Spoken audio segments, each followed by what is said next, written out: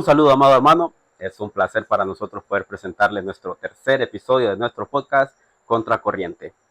Para este tercer episodio, hermano, quiero que empecemos a reflexionar en una pregunta bastante simple. La pregunta es, ¿cómo estás? ¿Cómo estás? Una pregunta, hermanos, de la cual yo estoy un 99% seguro que su respuesta más corta, su pronta respuesta es, estoy bien, todo va bien. Mas, sin embargo, cuando empezamos a reflexionar un poco más a profundidad esa pregunta, muchas veces realmente no estamos bien en el fondo. Realmente estamos pasando ciertas situaciones en el cual, si bien es cierto, en nuestro exterior, debido a las diferentes responsabilidades que tenemos, nos sentimos obligados a estar bien. Tenemos que estar bien porque soy la cabeza de mi hogar, tengo que estar bien porque soy una fuente, una base para mi familia y soy un ejemplo para las personas que me siguen, por lo tanto no me pueden ver mal, siempre tengo que estar bien.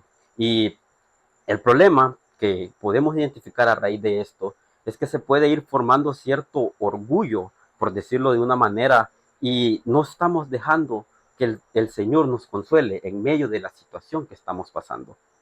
Pues bueno, nuestro invitado del día de hoy, Dios se glorificó a través de esta situación que él pasó. Así es que sin más que decir, le doy la bienvenida a nuestro pastor Daniel Bardales. Daniel, ¿qué tal estás? Un Mucho placer gusto. poder saludarte. Un placer de estar acá. Me alegro, como pueden notar, estamos fuera de las instalaciones de nuestra iglesia, no estamos en nuestro set de grabación normal, ya que el pastor tomó a bien poder abrirnos las puertas de nuestro hogar. Eso es algo que realmente te agradezco bastante.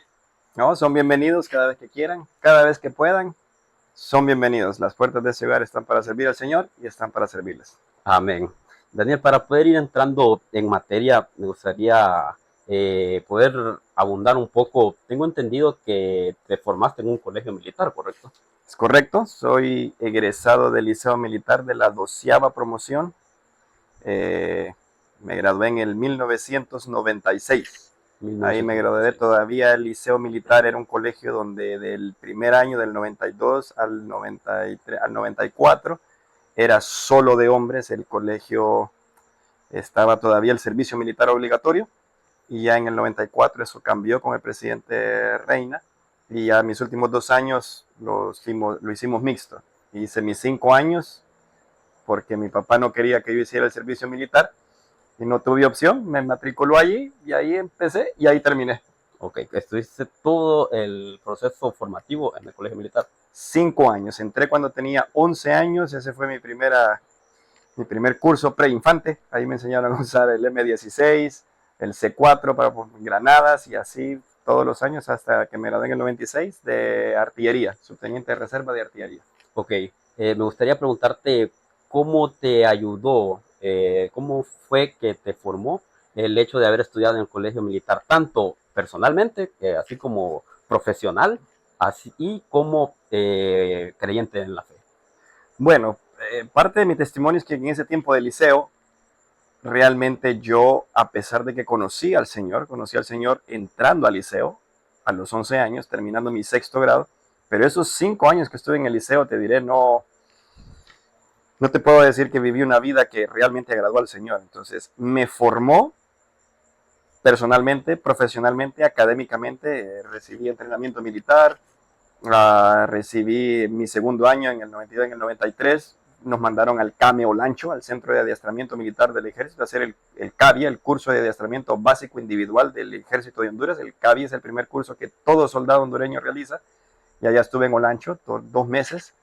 Mi 3er año estuve en el batallón de Naco, el 4º año estuve en el batallón de Cucuyagua, 5º año estuve en la escuela de artillería de Zambrano. Me formó profesionalmente, disciplina, la mística militar, el recibir órdenes, el ser fuerte, el poder liderar. Tuve que sacar cursos de LIPEL, líder de pelotón, de LIES, líderes de escuadra, etcétera, etcétera. Así que me formó mi carácter, me formó en cuestión de disciplina. Soy bien disciplinado, bien metódico, esa es la mística militar. Espiritualmente no te podría decir que fue un tiempo. Creo que más bien el Señor utilizó ese tiempo para para llamar mucho mi atención, me formé. Creo que muy pocos de mis compañeros podrán decir que fui buena persona, sobresalí en las clases, en las notas, buen estudiante, siempre moralmente bien, pero no te puedo decir que brillé para Cristo en esa etapa de mi vida. ¿Y cómo fue tus inicios dentro del camino de la fe? ¿Cómo empezaste a desarrollar ese paso? Crecí en un hogar cristiano, mis papás, ambos, me inculcaron, me presentaron el Evangelio, crecí yendo a la iglesia, crecí yendo a escuelas bíblicas de vacaciones de niño, recuerdo mucho, recuerdo que me presentaron el Evangelio con los colores. Recibo y conozco a Jesucristo como mi Salvador personal a mis 11 años, el 31 de diciembre de 1991, en Ciguatepec. Ahí conozco al Señor a través de un drama. El Señor utiliza un drama y eso es lo que el Señor utiliza. Yo tenía 11 años y pues pasé a tomar decisión por Cristo, pero después 5 años que yo recuerdo que regresaba a Ciguatepeque a ver a mi abuelita paterna, y todos esos años lloraba: Señor, hoy sí voy a regresar a la iglesia, hoy sí voy a regresar a la iglesia. Pero venía de regreso para San Pedro y perdido. Era en el colegio militar. Era el colegio militar. Y entonces la gavía, las amistades, aprendí todos los malos vicios que se puedan hablar. Y siempre regresaba a diciembre y: Señor, por favor, hoy sí, Señor, yo quiero comprometerme, pero no tenía quien me discipulara, era solo, no tenía cómo, no tenía un cuerpo realmente. Y así no es hasta que me gradúo, después del 96, que uno de mis tíos me brinda la oportunidad de viajar a Estados Unidos a estudiar con una visa de estudiante. Y es allí donde el Señor comienza a discipularme a través de mi tío, a pastorearme. Él es pastor. Comienza a pastorearme su familia, empiezo a crecer con ellos, ir a la iglesia, aprendo a tocar la guitarra, me involucro en mi primera escuela bíblica de vacaciones, empiezo a sentir un llamado por el estudio de la Biblia, y ahí el Señor empezó me reconcilio, por decirte así, con el Señor. Es ahí en Estados Unidos donde me bautizo. En Estados Unidos. En Estados Unidos, y es ahí donde yo sí puedo afirmar que comienzo a crecer, y el factor que te puedo asegurar que cambió eso fue que empecé a ser discipulado, empecé a crecer en el cuerpo de la iglesia, empecé a aprender como niño pequeño a ir a la iglesia otra vez. Ok. Sí. ¿Y cómo empezó? Me imagino que conforme ibas creciendo, ibas recibiendo palabra, me imagino que estabas sirviendo dentro de la iglesia. ¿Cómo empezó Dios a tocar esa puerta para poder decir, te quiero como un líder, como un pastor dentro de mi pueblo? ¿Cómo fue ese llamado? Mira, eso sucede en ese primer año, mientras yo estoy en Estados Unidos, donde mi tía, la esposa del pastor, mi tía Carol Livingston, hija de misioneros aquí en Honduras, ella era la encargada de la escuela bíblica de vacaciones y me invitó a ser parte de la escuela bíblica de vacaciones. Recuerdo muy bien que la escuela bíblica de vacaciones se llamó Hooked on Jesus, enganchado en Jesús, y era de pececitos, y era una cancioncita bien bonita. Make stuff okay, y cantaba. Todavía me impactó porque yo di mis primeras clases en esa escuela bíblica. Yo tenía 16 años. Y ahí yo le comencé a decir a mi tío: tío, yo quiero estudiar la Biblia. Él había estudiado en el CETECA. Él me decía: mira, Pilín, me dice él de cariño, mira, ahí va a estar, prepárate, estudia primero. Pero es ahí donde el Señor, a través de los estudios bíblicos, del pastorado de mi tío, ver la familia pastoral, es donde yo empiezo a ver y a sentir un llamado en mi corazón por el pastorado. Ok, ¿te imaginaste en algún momento llegar a ser pastor? No.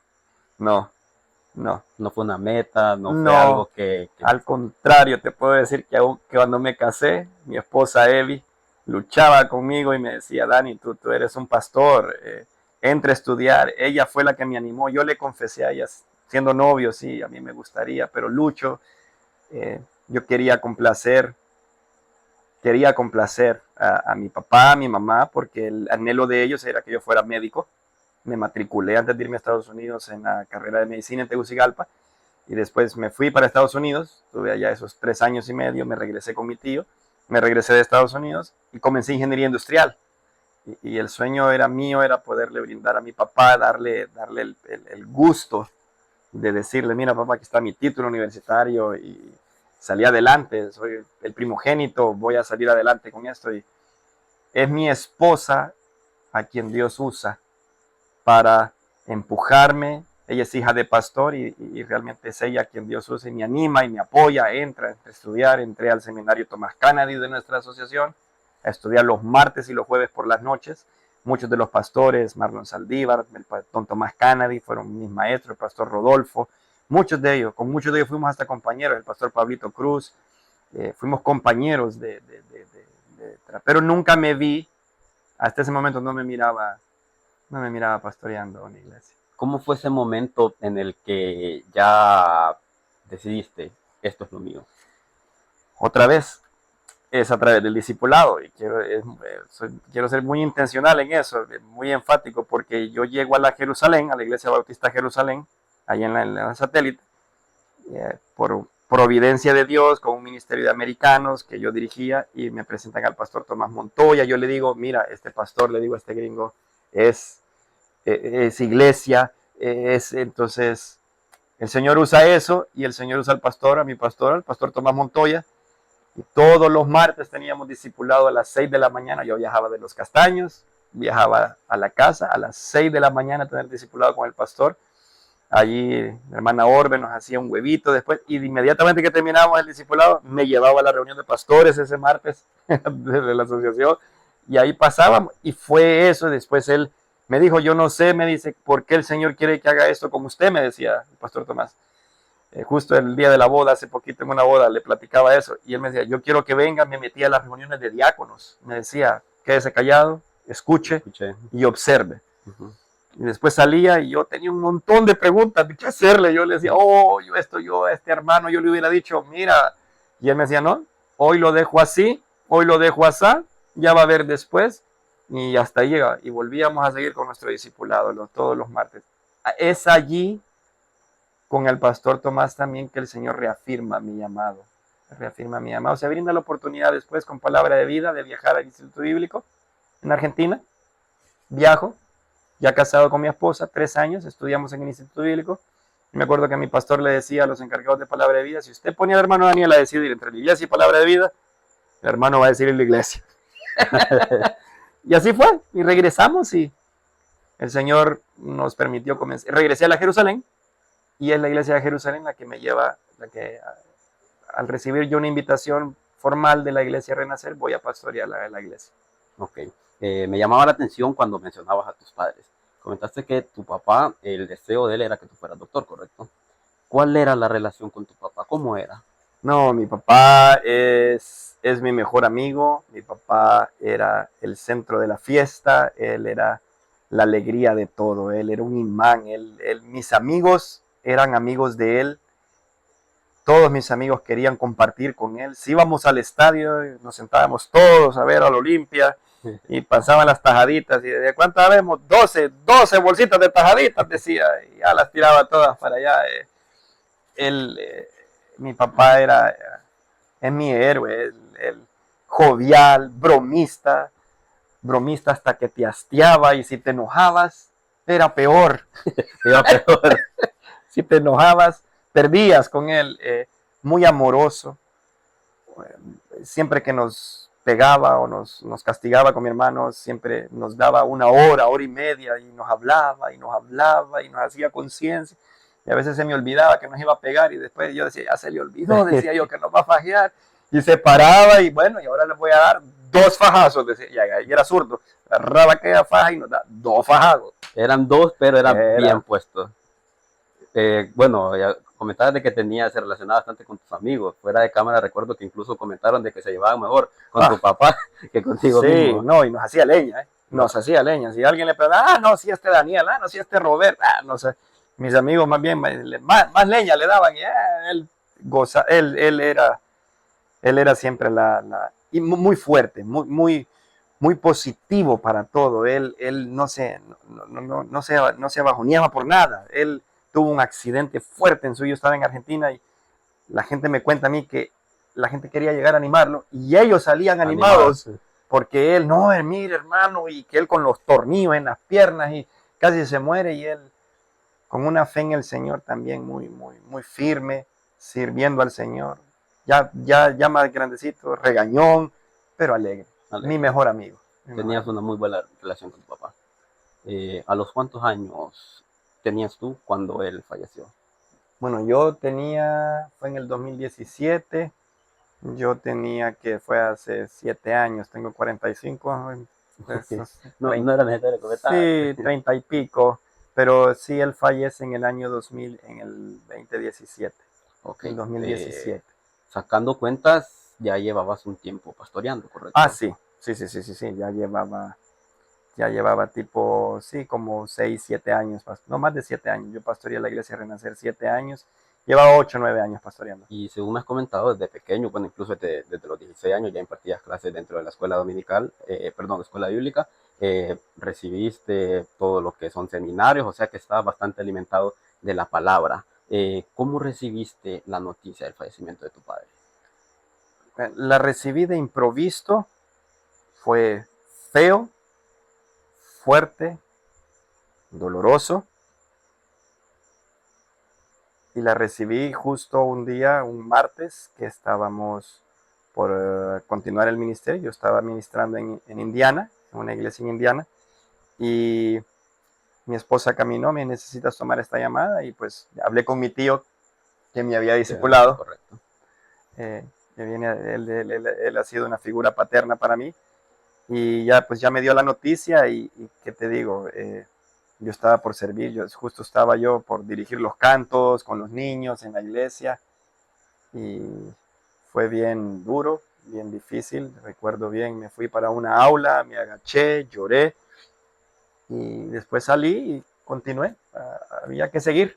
¿Hiciste el servicio ese día? Y sí, seguí. ¿Cantaste, impartiste la palabra? Nada bíblico al respecto, pero a mi papá le encantaban las películas de Rocky Balboa. Y literalmente me sentaba a verlas con él. Él me sentaba ahí a verlas con mi hermano, las de Rocky, las de Rambo.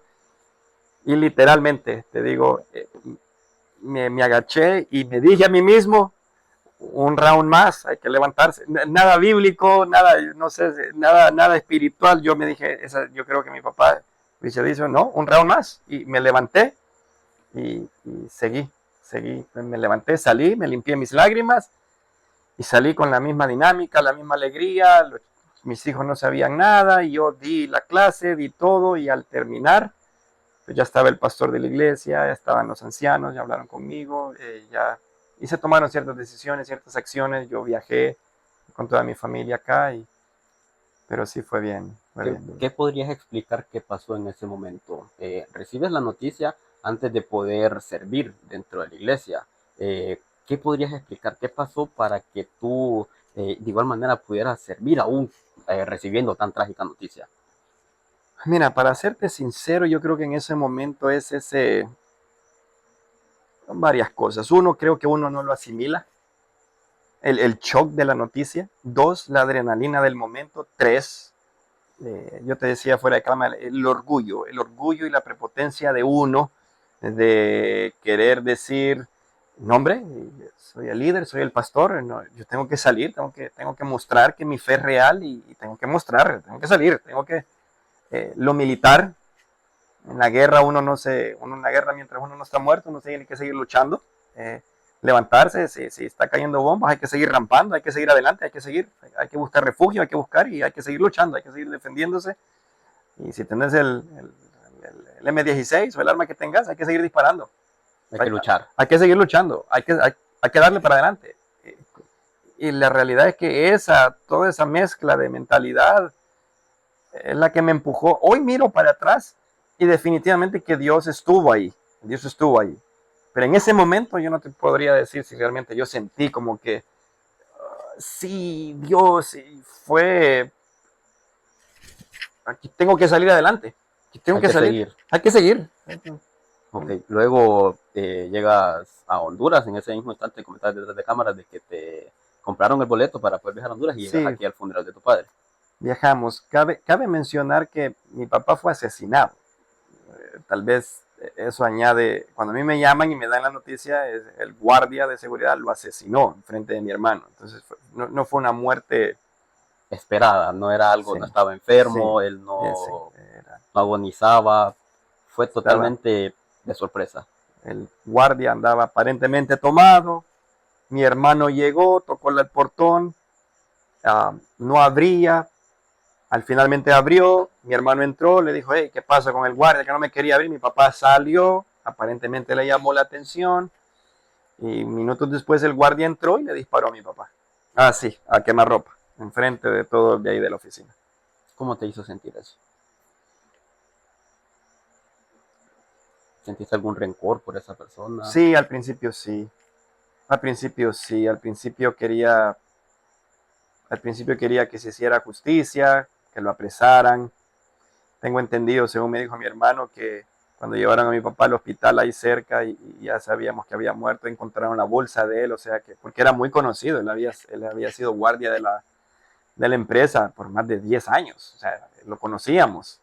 Y sí, por un momento, por varios tiempos consideré buscarlo, enviar a alguien que se hiciera justicia, pero pues en nuestro país eso más bien acarrea mayores problemas, así que no lo hice. Pero en mi primer pensamiento sí, fue muy brusco. ¿Lograste perdonar a esa persona? Sí, sí, hoy te puedo decir que sí, si lo encuentro, pues ya mi corazón ha sanado en ese sentido.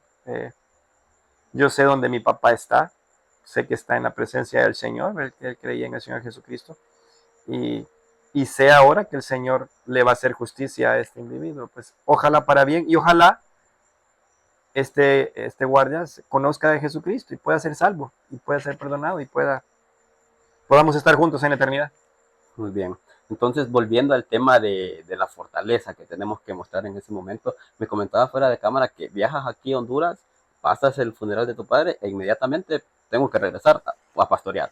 Soy un pastor, soy un líder, tengo que regresar. ¿Cómo fue eso?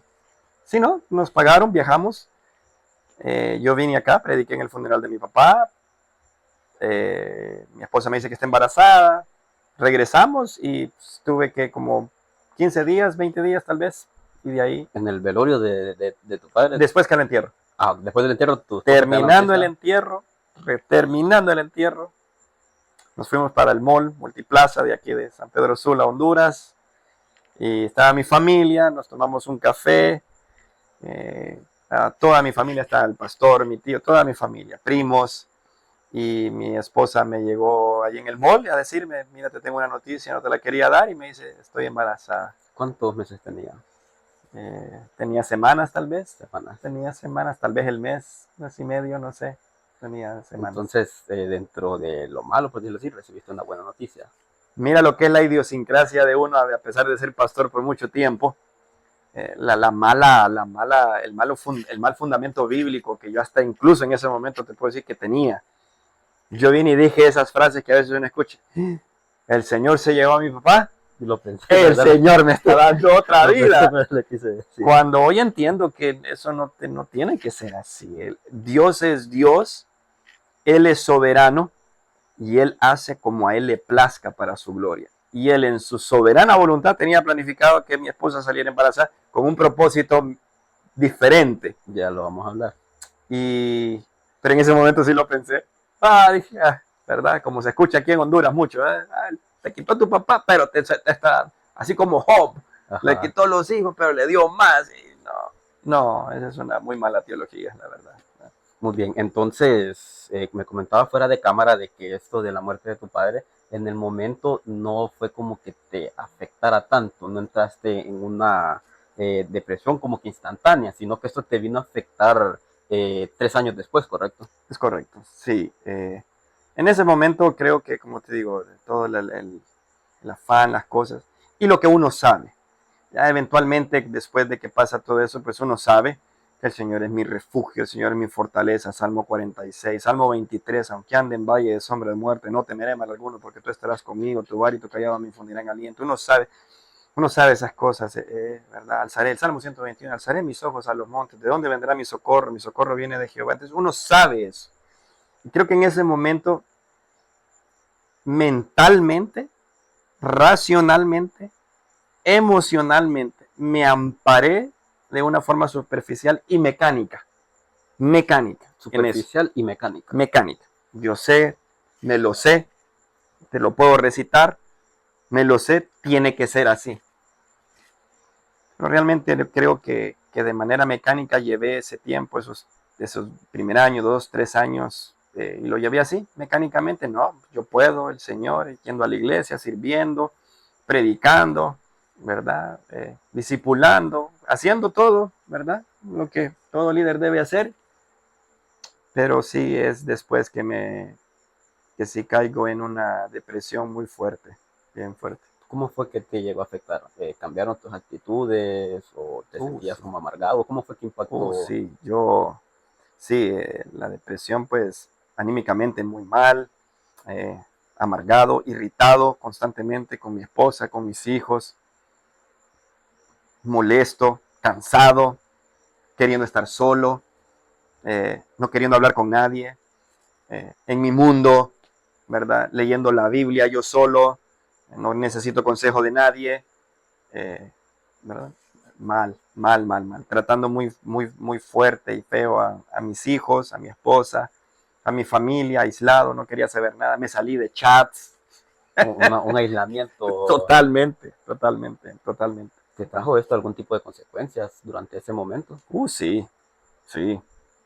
Mi relación con mi esposa flaqueó otra vez, con mis hijos, en el trabajo, pues uno que es militar, pues uno va a trabajar y cumple y tiene que seguir adelante. Frío. En la iglesia igual, ¿verdad? Bueno, yo iba, predicaba y pues aparentaba que todo está bien, pero solo yo sabía cómo andaba, ¿verdad? No lo quería compartir con nadie, yo no quería que ni que mis hijos ni mi esposa me viera llorar por mi papá.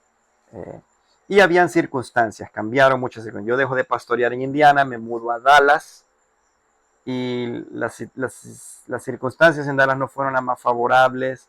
Me tocó trabajar más en lo secular, ¿verdad? Con trabajos que Dios fue el medio que proveyó, pero pues yo quería empecinado, yo quería estar en la iglesia, en la iglesia, en la iglesia, y no disfrutaba ni siquiera ese trabajo. Aprendí un oficio, iba a limpiar piscinas. El Señor nos bendijo a mi tío, que es pastor, a poner su negocio de piscina. Yo trabajé para él, trabajamos juntos, y fue lo que Dios utilizó para proveerme. Pero yo no lo podía ver de esa forma, porque yo estaba Encerrado en tu encerrado en mi mundo. mundo, yo no quería. Comentaste que tuviste problemas con tu esposa, correcto, a raíz de la depresión que estaba llevando. ¿Cómo fue cómo era la relación en ese momento con tu esposa? Creo que si mis hijos pudieran hablar, te pudieran decir lo tenso que era. Recuerdo una vez que estábamos tensos los dos y por situaciones eh, lógicas, pequeñeces, estábamos discutiendo por algo que ya yo ni recuerdo, y recuerdo que mis dos hijos mayores entraban al cuarto, tocaron la puerta y nos dijeron: papi, mami, los estamos escuchando orar, nosotros estamos orando, oremos. No te imaginas el descalabro de la Se derrumbó. confrontación, cómo nos derrumbamos juntamente con mi esposa. Eh, Eso creo que te pinta el cuadro de cómo estábamos. Todo esto que me estás comentando, te aislaste de tu familia, tenías problemas con tu esposa, viene la pérdida del bebé. ¿Llegó esto a influir tanto en tu matrimonio como para tomar una decisión difícil como ser el divorcio? Sí, y no fue la única vez. Lamentablemente, mi esposa y yo somos dos seres pecadores, y sí. Y en ese momento también lo volvimos a considerar. En Instituto Bíblico lo consideramos. Nuestros consejeros, Fernando Fiordelli, Vanina Fiordelli, nos ayudaron mucho. No teníamos hijos en ese momento. Justamente acá otra vez lo volvimos a considerar, peleábamos mucho, ya teníamos niños, pero bueno, se hablaba, a pesar de que, a pesar de que cuando nos casamos siempre dijimos: eso nunca va a ser una opción. Somos dos creyentes, eh, pero el enemigo siempre encuentra la forma de ensuciarte la cabeza y ensuciarte el corazón, y de justificarlo, ¿eh? Y de justificarlo: no, yo estoy mal, estamos así, estamos así. Y en ese momento todas esas circunstancias nos empujaban, nuestro matrimonio era, era, era oscuro, era gris, no era bueno. Eh, Aparentaba, habían momentos, chispazos, como que sí, a veces intentábamos reconciliar y no es que dormíamos separadas, pero ella y yo Estaban en el mismo lugar, pero no sí, estaban. sí, sí, sí. ¿Y cómo lograron superarlo? Pues nuevamente, por la gracia de Dios, creo que Creo que el proverbio dice que antes del quebrantamiento está la soberbia. Y yo creo que cuando uno empieza a asimilar un poco lo soberbio y prepotente que es uno como ser humano, deja de enfocarse en el pecado del otro y en lo que el otro debe mejorar, en lo que el otro debe cambiar o en lo que el otro debe de hacer por mí. En este caso mi cónyuge, en este caso mi esposa o mis hijos. Y lo que empezamos a hacer, recuerdo una noche que dijimos, mira, varias veces lo hemos hecho, dijimos con mi esposa, mira, ve tú y con Dios y sana esto con Dios y yo hago esto con el Señor y venimos después aquí juntos los dos. En el día, habla tú con el Señor, porque incluso intentábamos hacer devocionales y era para... Terminar peleando. Sí, era para darnos los dos, bíblicamente. Debieron ser interesantes esas peleas. Sí, porque los dos estudiamos la Biblia juntos, entonces era, sí, pero Ajá. era, entonces no era ninguna bendición, no era ninguna, no caminábamos No edificaba. no edificaba, no caminábamos a nada. Y yo recuerdo que los dos, ¿verdad? Mira, tómate vos tu tiempo acá y después venimos. Y ese ha sido un mecanismo que hemos hecho, ¿verdad? No digo que sea el mejor, pero a ella y a mí nos ha servido. La prepotencia en mí no me permitía poder continuar avanzando, ni en mi relación con mi esposa, ni en mi relación con mis hijos, ni en mi relación con Dios. Yo creo que es ahí donde el Señor comienza a trabajar en mi vida de manera muy personal y me empieza a humillar, me empieza a mostrar que no necesito ser ese macho alfa líder para poder servirle a Él, para poder servirle a mi familia. Y es así como comenzamos con mi esposa. Yo pues comienzo a servirle, empezamos a caminar y bueno, hoy pues estamos aquí juntos otra vez, seguimos juntos con 4 hijos y mejorando, tenemos nuestras luchas, tenemos nuestros altos, nuestros bajos. Hay momentos en que nos peleamos más fuerte, siempre le decimos a los que se van a cansar, a los que se van a casar, el matrimonio exitoso no es aquel que no pelea, sino el que aprende a pelear. Que aprende a pelear. Y puede solventar. Las peleas son evidencia de lo pecaminoso que somos, de lo egocéntrico que somos, pero la solución también es muestra de cómo el Evangelio realmente cura, restaura, guía para poder llevar el matrimonio tal cual Dios lo demanda. Entonces podría decirse que toda esta prepotencia, me imagino que había cierta amargura, cierto enojo dentro de ti, podría deberse a las diferentes heridas que había sufrido desde la pérdida de tu padre. Sí, puedes, definitivamente, es así como lo planteas. Creo que cada una de ellas, en vez de poder aprender a ver cómo Dios estaba obrando, era una oportunidad para mí para mostrar lo fuerte que era, lo fuerte que era para mi familia, para mis hijos, de verdad, hasta poder llegar a comprender lo que Jesús dice en Mateo, donde Él invita y dice, venid a mí todos los que estáis cansados y trabajan. Nadie anda caminando, estoy reventado, estoy cansado, Correcto. vengo a ti, Señor. No, No nos exponemos. sí, no, yo no quiero venir cansado al Señor, sino que, y el Señor dice, venid a mí todos los que estáis cansados y trabajados, que Él nos hará descansar y creo que el descanso lo relacionamos mucho solamente con estar dormido, no hacer nada, pero no necesariamente esa parte de la carga con la que uno viene al Señor, las dificultades financieras, relacionales, amorosas, de paternidad, de trabajo, luto, día a día, duelo. de luto, duelo, la pérdida de mi hijo, un montón de cosas que se acumulan y uno pues tiene que mostrar que uno es fuerte. Está hecho. Que uno está hecho como está hecho. Es hombre. Sí. Y bueno, entonces, al concluir, ¿verdad?, de que estas heridas estaban afectando tu comportamiento, tu crecimiento con el Señor, ¿cómo empezó Dios a trabajar para sanar esas heridas? Dios va poniendo personas, una mi esposa, mis propios hijos, amistades empezamos a ver, empezamos a restaurar muchas amistades en la iglesia de ahí de Dallas. Y el Señor, nuestro Dios, me lleva a West Virginia. Nos mudamos, Dios abre una oportunidad muy providencial. Ya estábamos en pláticas, pero por las cuestiones legales no podíamos. Y Dios abre la oportunidad y me lleva. Nos mudamos con mi familia. Acepto un trabajo pastoral en West Virginia con la iglesia bautista misionera de Ona. Y el Señor usa esa iglesia para terminar de restaurarnos, de pulirnos, Fue un año y medio en donde mis hijos, yo fui pastoreado y nuevamente volví a experimentar lo que en algún momento experimenté cuando yo llegué a la Jerusalén, cuando pastoreé Renacer: armonía, paz, dirección. El Señor va conmigo.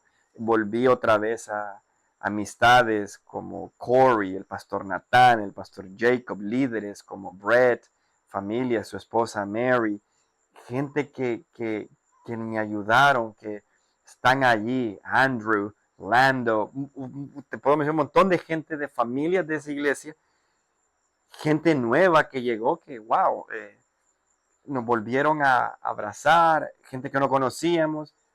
Volví a visitar la gente de Indiana, donde había pastoreado, que habíamos dejado muy buenas amistades, igual con mis hijos. Todo esto empezó otra vez a brindarnos, a nutrirnos, a ver, a mostrarnos que Dios siempre estuvo ahí, pero que yo no lo quería ver. Y empezamos a sanar, las heridas empezaron a sanar. En West Virginia empezaron a volver a tocarme el tema de la muerte de mi papá para poder sanarlo. Anteriormente era hablarlo y era como esconderlo, era, sí, yo sé dónde está en la presencia del Señor y no hay nada que se pueda hacer. En un resumen, estoy bien. Tengo esperanza, es real, tengo esperanza, sé que lo voy a ver, pero hasta ahí, frío. Ellos allí empiezan a ayudarme, a enseñarme a cómo navegar el luto, si yo había llevado un luto, entonces yo les comento que a ellos que no, mi tercer año yo entré en depresión. Cuando estoy mudándome allá, me invitaron varias veces a predicar y yo andaba, justo fue en ese tiempo. Yo estuve 4 años en Dallas, entonces en el tercer año que yo caigo en mi depresión, en ese año yo viajo allá. Ellos me empiezan a evaluar para ver si yo puedo ser pastor de allá en esa iglesia. El Señor usa todo eso para animarme.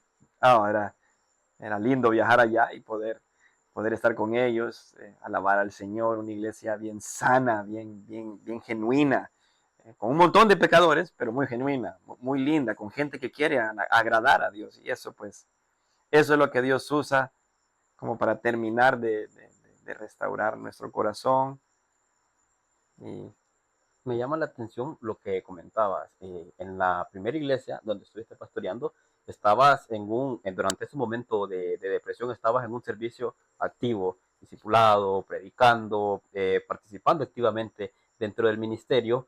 Y la diferencia, ya cuando te mudas a Dallas, ¿correcto? a West Virginia. West Virginia, me llamaba la atención lo que decías, es que te dejaste pastorear. Sí. Te dejaste pastorear. Entonces fue ahí cuando el Señor empezó a sanar esas heridas.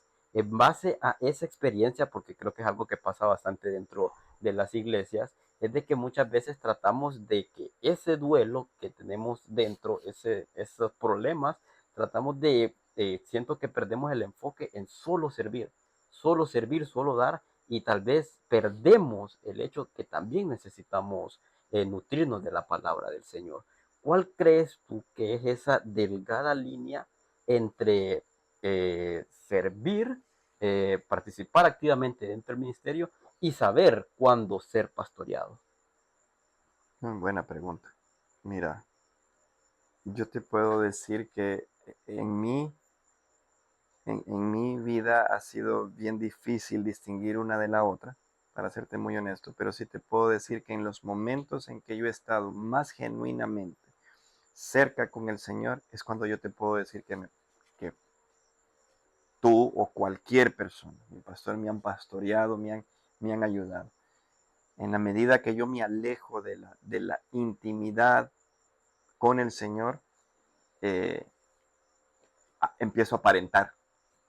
Empiezo a querer mostrar que estoy bien con Dios cuando realmente no lo estoy. Porque he aprendido, más si somos, como yo tengo un término, si somos cucaracha de iglesia, ¿va? Que hemos estado en la iglesia toda la vida o llevamos un montón de tiempo en la iglesia, hemos aprendido y nos hemos vuelto muy profesionales a saber cómo contestar, a saber cómo cerrar los ojos, cómo alabar al Señor, a saber cómo liderar, a saber cómo estoy en esta actividad y liderarla y cómo sin realmente tener mi corazón. Y la palabra es clara. Y esto más, los que tenemos tiempo en la iglesia, uno lo sabe. El texto bíblico dice, no, este pueblo de boca de boca mía, pero su corazón, dice, está Está lejos. lejos. Y, qué duro es cuando te toca vivir eso con uno mismo y decir, wow, yo de boca iba a la iglesia, cantaba, tocaba la guitarra, ¿verdad? Servía, pero mi corazón, la Biblia es clara en Mateo, donde está tu corazón, ahí está tu tesoro. La Biblia es clara, hijo mío, dame tu corazón porque de él mana la vida. Entonces, cuando mi corazón está enfocado en mí mismo, en lo que yo debo, y más en nuestras iglesias que creo que se maneja un ministerio bien burocrático y bien mercantilista. Es como que tú empiezas como por acá, ¿verdad? Tú empiezas bajito y tienes que ir subiendo de escalón. La iglesia es el cuerpo de Cristo. La iglesia no es para ir subiendo de escalones. La iglesia es para servir a Dios con nuestros diferentes dones y talentos. El que enseñe, y es tan importante como el que mueve las sillas y es diácono. Ujú. Sí, pero, nuestro pecado es tan así que nos hace vernos que el que limpia sillas es como que todo siervito debe empezar allá limpiando sillas y como que Ajá. tiene que ir subiendo para poder, y nunca evaluamos ni carácter del cristiano, nunca evaluamos ni los requerimientos bíblicos, y no evaluamos si realmente tiene el talento o el don espiritual para lo que debe de servir. Y el que tiene el talento y el don espiritual, que no es el mío, pues bendito sea Dios, porque y eso para mí ha sido navegar eso me ha tocado aprenderlo en toda mi vida pastoral y en toda mi vida como cristiano. Entonces podríamos resumir en que esa delgada línea se divide en la relación que tenemos con el Señor. Sí, la relación con el Señor debe ser y es lo más importante de todo creyente. Y nuevamente te digo, hijo, esas cosas básicas son las que a veces las dejamos pasar por alto.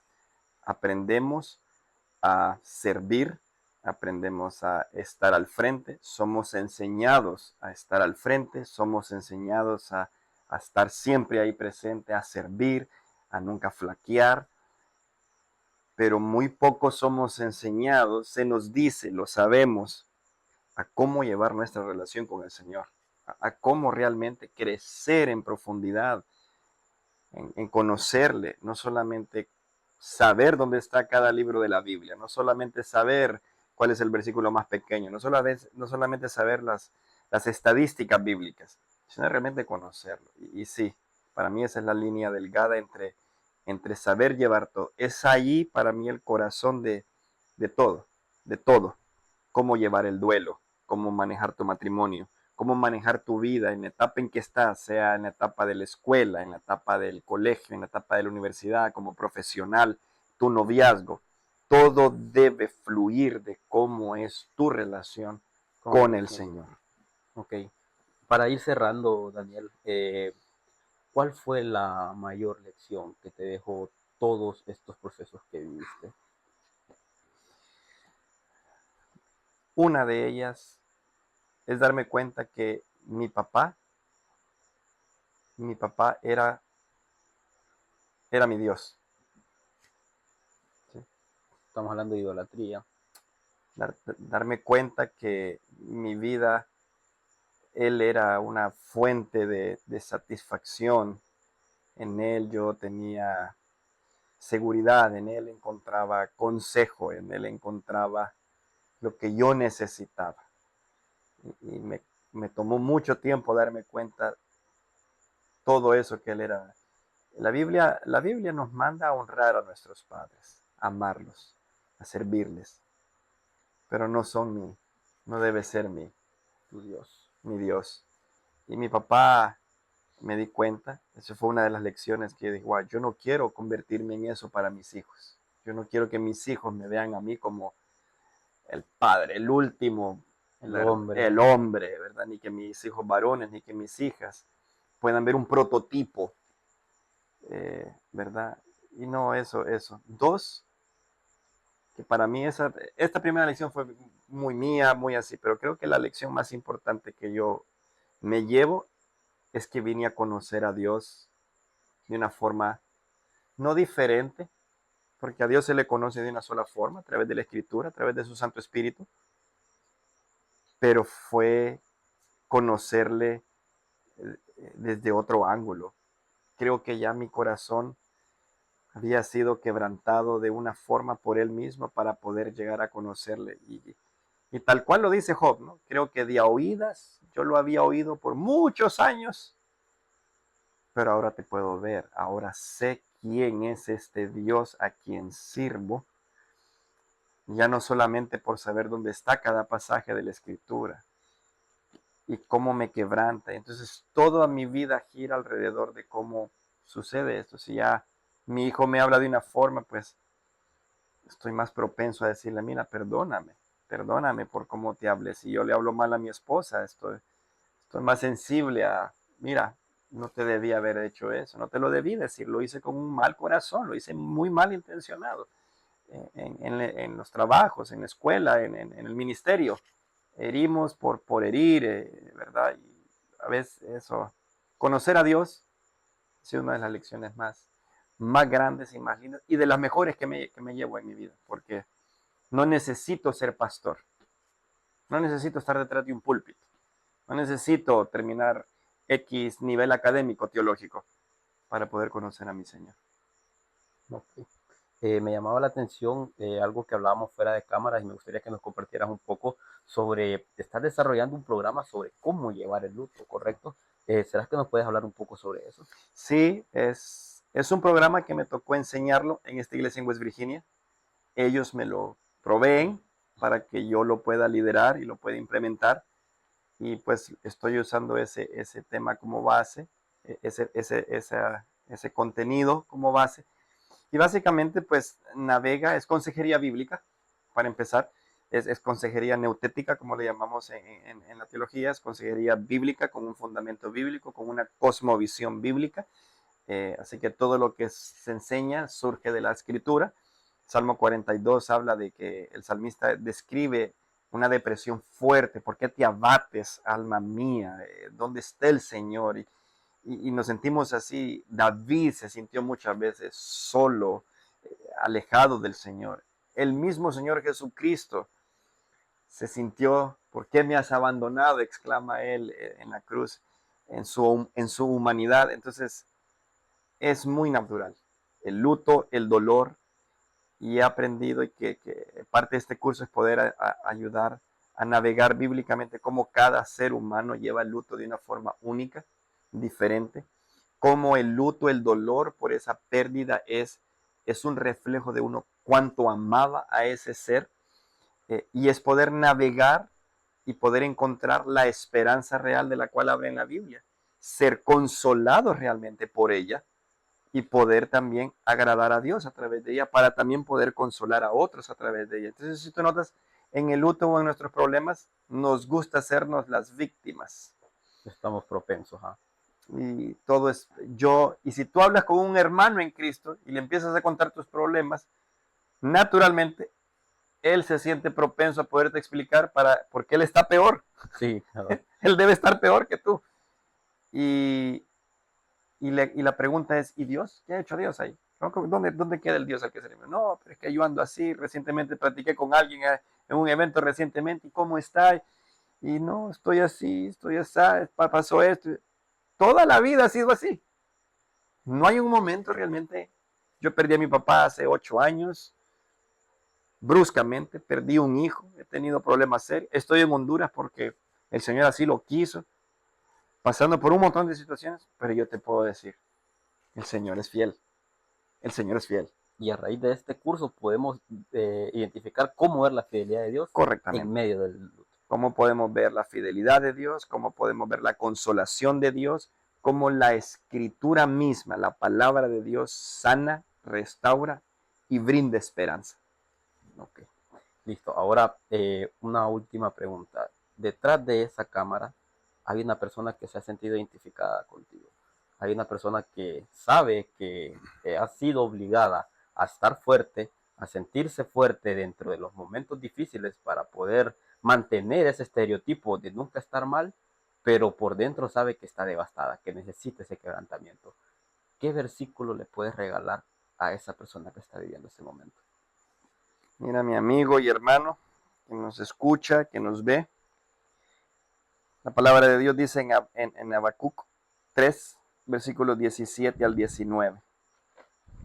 Aunque la higuera no florezca, ni en las vides haya frutos, aunque falte el producto del olivo, y los labradores no den mantenimiento, y las ovejas sean quitadas de la majada, y no haya vaca en los corrales. Básicamente el versículo 17 dice, aunque todo esté mal, aunque todo ande por la calle de la amargura, aunque te sientas mal, aunque tú mires que la planta no da fruto, aunque tú mires que no hay nada, no hay producto, no hay comida, no hay trabajo, no hay trabajadores, no hay de dónde querer, todo está mal.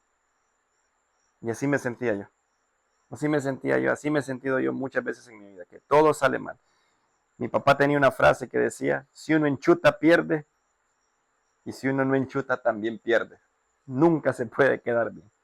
Era un modo de él muy humano de vivir y era, aunque todo ande mal, verso 18, con todo, yo me alegraré en Jehová y me gozaré en el Dios de mi salvación. Jehová el Señor es mi fortaleza. Entonces la pregunta que yo me hago y que quiero dejarte a todo el que nos escucha es, ¿cómo es posible que este profeta pueda describir tanta calamidad y al mismo tiempo afirmar que él se alegra, que hay gozo? Y la respuesta es la del texto. Dice que él se alegrará en Jehová, no en las cosas que acaba de describir. No se alegra. Lo que le produce alegría al profeta Habacuc es no que la higuera tenga fruto, no que haya bendición como se malpredica en estos días, no que haya dinero, no. La presencia de Jehová es suficiente para que haya gozo. Y dice que se va a gozar porque ese Dios, nota en el texto, es Dios de mi salvación. Es el Dios que me ha redimido, es el Dios que ha restaurado mi alma, es el Dios que me ha salvado, es el Dios que ha enviado a su Hijo Jesucristo a morir y tomar mi lugar en la cruz y brindarme salvación. Entonces puedo decir que Jehová, el Señor, es mi fortaleza. Daniel, muchas gracias por tu tiempo, A gracias ustedes. por poder compartir lo que Dios hizo en tu vida con nosotros, y a ti que estás detrás de esa pantalla, animarte al hecho de que, valga la redundancia, está bien no estar bien, y tenemos que saber cuándo hemos dejado de lado nuestra relación con el Señor y lo queremos aparentar con otras cosas. Entonces, animarte, así como dice Habacuc el 3 del 17, aunque la higuera no florezca, ni las vides haya frutos, aunque falte el producto del olivo, aunque las cosas no caminen bien, aunque mi proyecto no arranque, aunque mi matrimonio esté mal, Jehová el Señor es mi fortaleza, el cual hace mis pies como de siervas. Entonces animarte a que así como Dios obró en la vida del pastor Daniel, así como él sanó esa herida del fallecimiento de su padre, así como restauró su matrimonio, él puede hacer lo mismo en tu vida. Así es que muchas gracias, nos vemos en un próximo video. Hasta la próxima.